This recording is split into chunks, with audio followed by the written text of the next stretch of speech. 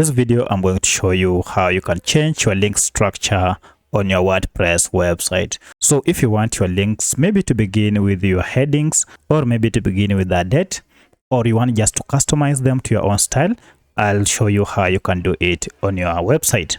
If you find this video helpful, I'll kindly request that you support me by liking the video and also by subscribing to my channel.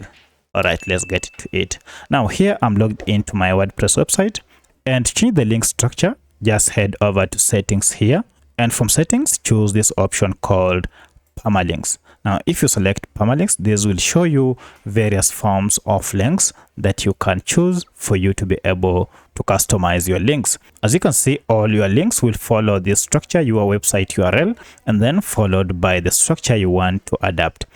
For instance, we have here the first link structure. We have plain, day, and name. That is, if you want your link to follow this structure, where it will first display your URL and then the day of the post and then the sample post, you can choose that. If you want it to be plain, you can also choose this first one, where it will just adapt this format. We also have this month and name. That is, if you want the month and the name of the post to be included in your link.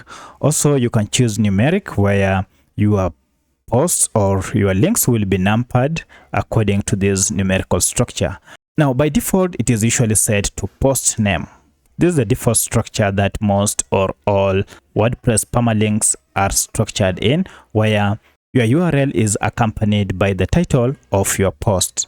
So this is the commonly used link structure in WordPress. However, you can as well customize your link structure to follow a particular order or particular format by introducing your own structure. For instance, here you will have to go ahead and maybe choose the post name or any other tag that you want to be accompanied on your links in WordPress.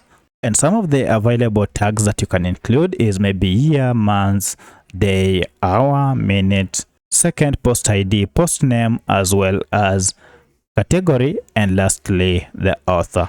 Once you are done, now you can go ahead and click on save changes once you select your permalink structure. However, the warning is you have to choose this as early as possible before you start publishing, or before you have a considerable number of posts on your WordPress website, because by changing your permalinks, this might result into a 404 error on other posts that you had already published. So it is important to set this link structure as early as possible on your website. So that's how you can change your link structure on WordPress. If this video is helpful to you, kindly let me know in the comment section. Otherwise, thanks for watching, and let's meet in the next video.